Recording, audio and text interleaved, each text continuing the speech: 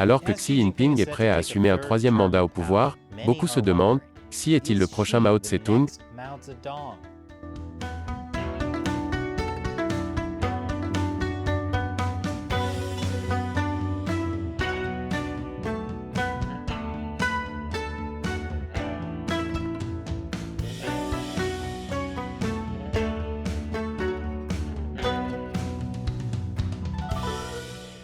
Bienvenue à Chine non censurée, je suis Chris Chappell. Demain aura lieu le 20e congrès du parti. Une réunion majeure du Parti communiste chinois qui se tient tous les 5 ans. Au fait, vous pouvez fêter ça avec votre propre t-shirt d'hostilité générale. C'est le feuilleton communiste préféré du peuple. Procurez-vous le vôtre sur chinauncensored.tv/merchandise, mais faites vite. Il n'est disponible que pour une durée limitée. Lors du dernier congrès du parti, il y a 5 ans, le dirigeant chinois Xi Jinping s'est littéralement fait inscrire dans la constitution du parti. Ou du moins sa pensée. C'est insensé. Ce serait comme si Joe Biden avait écrit son propre nouvel amendement dans la Constitution américaine. Si je devais deviner, cet amendement serait « siestes obligatoires après le déjeuner ». En fait, je pourrais être d'accord avec ça. À l'époque, le fait d'ajouter sa pensée à la Constitution a fait dire à certains que Xi avait atteint un pouvoir similaire à celui de Mao. Mais maintenant, Xi va être encore plus maoïste, du moins selon certains analystes chinois. Lors de ce congrès du parti, Xi devrait accepter un nouveau mandat de 5 ans en tant que secrétaire général du Parti communiste, ce qui lui ouvrira la voie à un poste de dirigeant à vie. Et pas parce qu'il ne devrait vivre que 5 ans de plus. Hostilité générale peut devenir intense. Selon un éditorialiste du New York Times, cela signifie que Xi est le second avènement de Mao Zedong. Maintenant, faites attention, parce que vous allez commencer à avoir quelques problèmes majeurs avec ce concept. Cet article d'opinion dit « Le marché implicite de la Chine moderne est que ses dirigeants apporteront la prospérité et, en échange, le peuple leur apportera son soutien indéfectible. » Mais les politiques de Xi mettent en péril ce marché en menaçant la prospérité de la Chine. Les actions de Xi ont menacé la prospérité de la Chine. Il est vraiment comme Mao. Le Conseil Atlantique compare également Xi à Mao, tout en louant les soi-disant réformateurs comme Deng Xiaoping. Vous savez, le gars qui a ordonné le massacre de la place Tiananmen?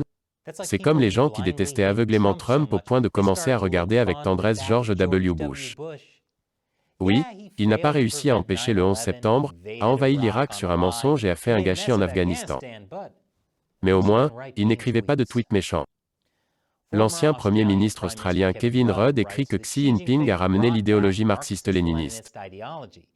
Il fait également l'éloge de l'ancien dirigeant chinois Jiang Zemin, pour avoir rapidement étendu le rôle du marché dans l'économie intérieure chinoise, et adopté une politique étrangère qui maximisait la participation de la Chine à un ordre économique mondial dirigé par les États-Unis. Drôle de façon de décrire Jiang Zemin, étant donné qu'il a construit une grande partie de l'État policier orwellien et du système de surveillance dont la Chine dispose aujourd'hui, et qu'il a mis en place un système géant de prélèvement forcé d'organes soutenu par l'État qui tue encore des gens aujourd'hui. Mais bon, qui se soucie des crimes contre l'humanité quand il a développé le marché? Plus précisément le marché noir, qui est rempli d'encore plus d'organes, grâce à lui. J'espère que vous voyez le problème. Tous ces gens parlent de Xi Jinping comme s'il était une sorte de mal unique. C'est ridicule. Les crimes de Xi Jinping sont un type de mal très normal, du moins parmi les dirigeants communistes. Les prédécesseurs de Xi ont également commis des crimes massifs contre l'humanité.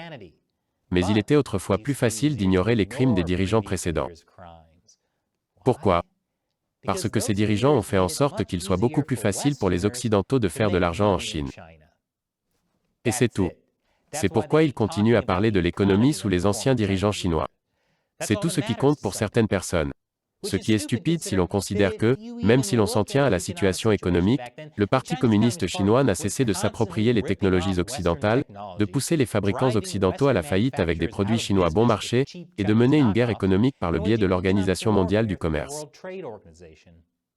Je commence à penser que si Pol Pot faisait gagner de l'argent aux Occidentaux, il n'aurait rien contre ces crimes. Il penserait même que c'est une ingénieuse mesure d'économie de faire des Nike avec des restes humains. Jolie nouvelle paire de Air Jordans que vous avez là. Donc l'idée que soudainement Xi a ramené l'idéologie marxiste-léniniste est grotesque. Le marxisme-léninisme est l'idéologie officielle de la Chine depuis 1949. Ce n'est pas moi qui le dis, c'est ce qu'ils disent. C'est littéralement dans la constitution chinoise depuis tout ce temps. Vous ne savez pas lire, Kevin Rudd? Il parle aussi ouvertement de répandre le communisme international. Xi Jinping n'est pas un bon gars, mais il est un symptôme. Le communisme est la maladie. Maintenant que nous avons établi que cette analyse de la Chine est très erronée, nous pouvons parler de ce que signifie un troisième mandat pour Xi Jinping. Est-il vraiment le prochain Mao? A-t-il un pouvoir totalement illimité? Nous allons nous plonger dans cette question juste après cette courte pause commerciale. Bienvenue à nouveau. Xi Jinping est sur le point d'obtenir un troisième mandat au pouvoir. Certains disent qu'il est le prochain Mao Tse-tung. Mais est-ce vrai? Eh bien, tout d'abord, Mao Tse-tung n'était même pas le Mao Tse-tung que les gens pensent qu'il était. Il n'a pas tenu les rênes du pouvoir sans effort. Mao a dû purger ses rivaux politiques pour devenir le grand timonier, et ensuite il a dû mener des purges encore et encore juste pour garder ce pouvoir. Il était un peu comme les filles populaires au lycée. Elles n'étaient pas populaires parce que tout le monde les aimait. Elles étaient populaires parce qu'elles éliminaient impitoyablement tous ceux qui menaçaient leur statut. Disons simplement que hostilité générale, les années Mao, est encore plus fou que la version actuelle. Si Mao a lancé la révolution culturelle, c'est parce qu'il avait été évincé du pouvoir après le désastreux Grand Bond en avant, la campagne qui a entraîné une famine massive et des dizaines de millions de morts. Ainsi, même avec un troisième mandat, Xi Jinping ne va pas s'asseoir confortablement sur le trône. Certains disent maintenant que Xi va abandonner le modèle de leadership collectif et devenir un dictateur solitaire. Xi ramènerait le poste de président du parti. The Economist écrit: ressusciter le poste de président du parti serait un rejet symbolique du consensus post-Mao. Mais la position de Xi est loin d'être aussi forte que certains le pensent. Selon un analyste principal de Sino Insider, un cabinet de conseil sur les risques politiques en Chine, malgré la propagande qui le présente comme un dirigeant efficace et fort, Xi n'a pas réussi à atteindre bon nombre des objectifs qu'il s'était fixés lors de sa première prise de fonction en 2012. Par exemple, il est transparent pour tout le monde que la politique du zéro Covid de Xi fait des ravages dans l'économie chinoise.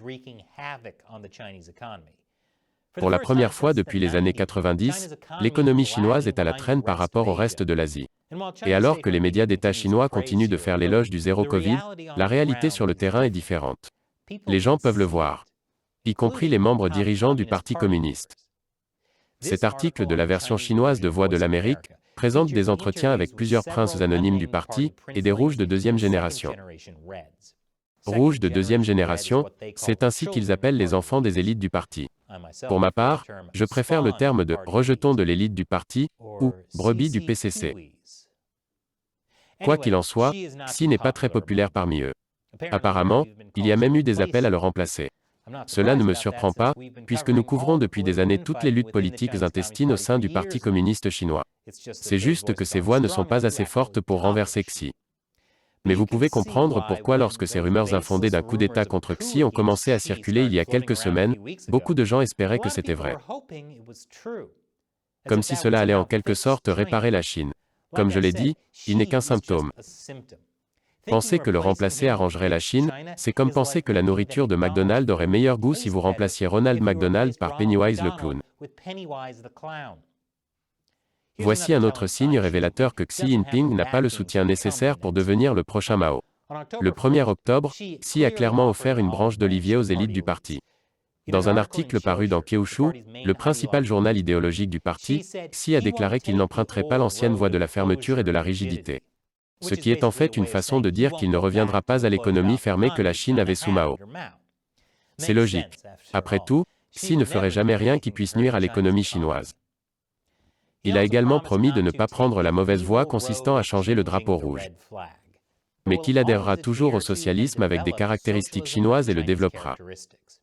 Cela signifie essentiellement que Xi n'abandonnera pas le communisme pour une démocratie de style occidental, changer le drapeau rouge. Vous vous dites peut-être que Xi ne va pas instaurer une démocratie. Mais le fait qu'il ait jugé nécessaire de répéter les promesses qu'il a faites lors du 19e congrès du parti il y a 5 ans, montre à la fois que l'élite rouge du PCC n'a pas confiance en Xi, et que le dirigeant lui-même n'est pas convaincu que les élites sont convaincues par son programme.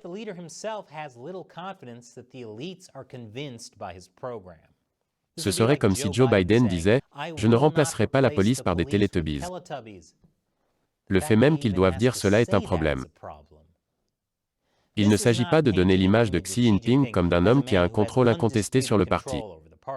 C'est un homme qui doit constamment se battre contre différents intérêts concurrents pour maintenir son emprise sur le pouvoir. Une emprise qui, face au scepticisme international croissant et à l'effondrement de l'économie nationale, n'est probablement pas aussi forte que certains le pensent. Et Chine non censurée ne serait pas possible sans le soutien de téléspectateurs comme vous. Que ce soit en aimant et en vous abonnant, en partageant l'émission avec vos amis et votre famille, en achetant un super t-shirt ou en apportant un soutien direct sur le site de financement participatif Patreon. Ce sont ces fans que j'appelle l'armée de 50 centimes de Chine non censurée, qui nous rejoignent dans la lutte contre le Parti communiste chinois. Pour les remercier, je réponds à leurs questions ou commentaires. Shanghai Foxo demande « J'ai pensé à cela pendant un certain temps. Qu'est-ce que la Chine ferait si la Russie utilise effectivement une arme nucléaire sur l'Ukraine? La Chine répondrait-elle ou non? Nouveau membre de l'armée de 50 centimes. Bienvenue à l'armée de 50 centimes Shanghai Foxo. C'est une question très intéressante. Poutine menace d'utiliser des armes nucléaires dans sa guerre contre l'Ukraine. Cependant, il n'y a actuellement aucun signe que des armes nucléaires soient réellement déployées. Je pense qu'il est très peu probable que Poutine ait recours à l'arme nucléaire. Toutefois, s'il le faisait, que ferait la Chine? La Chine soutient certainement la Russie, mais seulement dans la mesure où elle peut s'en tirer. Tout ce qui pourrait mettre la Chine dans le collimateur est à proscrire. Et il y a beaucoup de choses que le Parti communiste chinois n'aime pas dans ce que fait la Russie. Par exemple, il n'aime pas la façon dont les gens font des comparaisons entre l'Ukraine et Taïwan. Je ne pense donc pas que le PCC puisse risquer les retombées d'une guerre nucléaire au nom de la Russie. Mais que se passerait-il si Poutine se contentait d'utiliser une petite bombe nucléaire tactique? En fonction de la réaction internationale, la Chine essaierait d'éviter d'avoir à condamner ou à sanctionner la Russie. Mais elle abandonnerait la Russie si elle devait le faire.